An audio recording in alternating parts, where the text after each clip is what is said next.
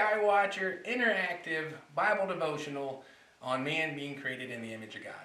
As we begin, just wanted to take care of a few housekeeping items, if you will.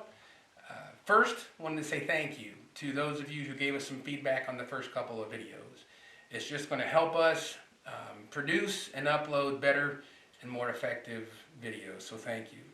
Secondly, I wanted to clarify what it is that we as a ministry are hoping and praying to accomplish through this specific video series. And that is simply to provide a consistent, biblical, and thought-provoking avenue for men, specifically the men who are involved or want to be involved in the Skywatcher ministry. We hope that you as men will take this study and lead your families through it. We also hope, and this is a specific thing that we want to challenge you with, we want to ask you to consider asking 2 to 3, even 4 other guys that you know to go through this series together, that you can hold each other accountable, because we as men, we know that we're good at starting stuff and then not finishing it. And we're much more effective at finishing things if we have brothers around us who will help us through it. And so in Skywatchers, that's accountability biblically, and in Skywatchers we call those accountability groups hunt clubs. It comes from 1 Timothy chapter 6, and we're actually going to put a video out on the hunt clubs. But if that's something that you want to do, we're asking you to consider that challenge. But please let us know. Send me an email at skywatchers@keepaneyetothe.sky.org and say, hey, this is my name, and these are the guys that are going to be in my hunt club.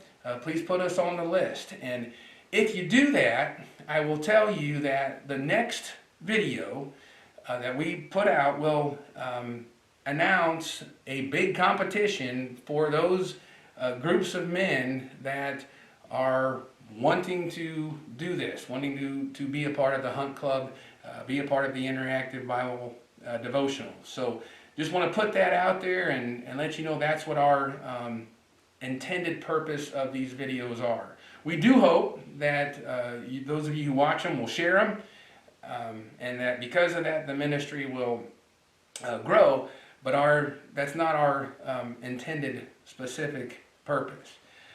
Now, as we get started this morning in the Bible study part of it, I hope and pray that you've read those passages of Scripture that we gave you on the last video, because you're going to need those in your mind as we're talking about, as we continue to talk about the principles of God versus the philosophies of men.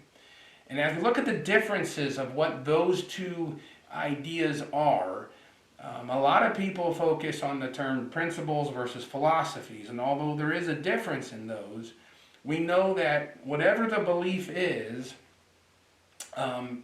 whether it's a philosophy of man or a principle of God, if an individual believes it strong enough, it will affect their lives. It will affect the way they live, the way they talk and think, treat others, the words that they say. If we believe those things, that's just how it works. The difference in the two is the main point, and that is their origin. Think about it. You guys read Matthew chapter 7. Now, we talked about the end of that chapter where Jesus talks about the wise man who built his house upon the rock. But I hope that you caught verses 13 and 14 as well, because the philosophies of men I would call very broad.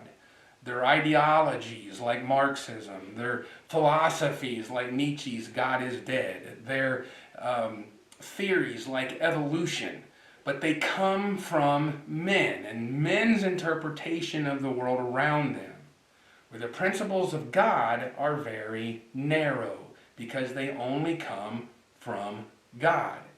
So as verses 13 and 14 say of Matthew 7, narrow is the gate, narrow is the way that leads to life, but broad is the way that leads to destruction. So we're saying that in Genesis chapter 1, where it says man is created in the image of God, and in the image of God he created them male and female, that's a life principle. That's a principle of God. And that's a rock that we can anchor to, that we can build on. Now, as we talk about building this doctrine, I wanted to introduce you to this chart, this graphic. You're going to see this a lot. This is going to represent our study, and we're going to go through this study. We're going to fill in the different foundational stones. We're going to fill in the pillars of this graphic, and it's going to help you remember what we're studying. We're also going to have another graphic. It's going to look like this graphic, but it's going to be falling apart because we're going to fill it in with the philosophies of men. And I think you're going to see that when we build right, you have a strong, solid foundation and it looks as the way that things should be. But when we build on the philosophies of men, I think you're going to be surprised and see that it's exactly what we're seeing in our world today. And so, what does it mean for man to be created in the image of God? That bottom block simply means this, that we are His representative on this earth. Every commentary that I read, every Bible study, and study Bible notes that I looked at of men that I trust, all used that term represent. And so as we put that first block in there, that's the term I want you to think about. We represent God. Now ask yourself, what does that mean? When you're teaching a kid about being created in the image of God, and you say that it's that we represent God, how do you explain that to him? And we're going to build those next couple blocks on the next video. But I want to make this argument to you.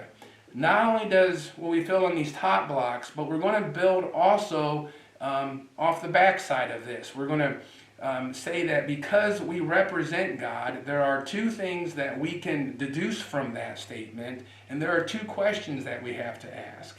The first deduction we're going to give you today as well. If we represent God, think about it, then that puts Him in authority. And secondly, it means that we have to give an account to Him. And those are two huge, huge things that are missing from the philosophies of men. So as you're rereading those Bible passages we gave you on the last episode, we'll put those down in the description again. Be thinking about us representing God as His image bearers, and the fact that because of that, He's our authority to which we are accountable. That'll give you something to chew on for the next couple of days. So look forward to hearing from you, and as always, keep an eye to the sky.